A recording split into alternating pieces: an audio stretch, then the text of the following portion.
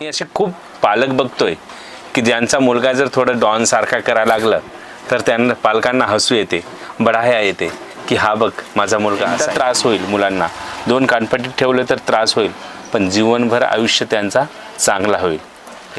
नमस्कार मित्रांनो, जर आपल्या मुलांची चूक झाली किंवा मुलगा बिघडला तर आपण मुलाला वेळीच कानपट्टीत नाही दिलं किंवा मुसक्या नाही आवलं तर किती मोठा त्रास मुलाला आणि आपल्याला भोगावा लागते हे आजच्या व्हिडिओतून आपण बघणार आहोत. तर मित्रांनो, तुम्ही बघताय नेमका सुरू असलेला अयान प्रकरण, जो महाराष्ट्रातील अमरावती जिल्ह्यातील आहेत परतवाडात.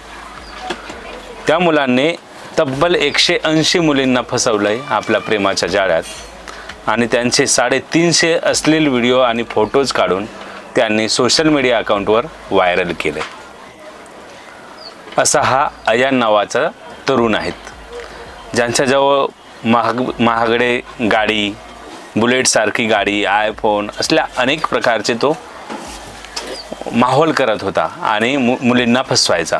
आता आयफोन, बुलेट गाडी हे बघून मुली फसवून जायचे. यांचाच फायदा घेऊन अयानने हा सर्व डाव रचला आणि तब्बल 180 मुलींना फसवलं.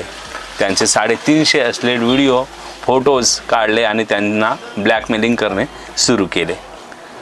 त्यानंतर एका मुलीने अशी तक्रार दिली आणि त्यानंतर हा सर्व प्रकरण बाहेर आला.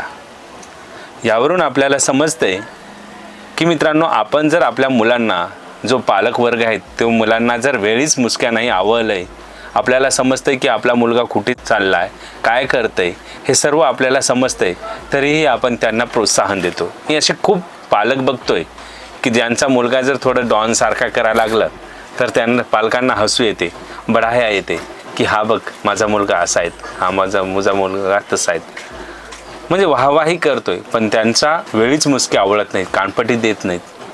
ही चूक मायबापाची आहेत, मुलांची नाहीत. मित्रांनो, ह्यात गुन्हा बापाचा आहेत, कारण बाप जर वेळीच मुलांवर लक्ष दिलं असतं तर हे सर्व प्रकरण, या सर्व मुलींचं आयुष्य आणि त्या मुलांचं आयुष्यसुद्धा बर्बाद झाला नसतं.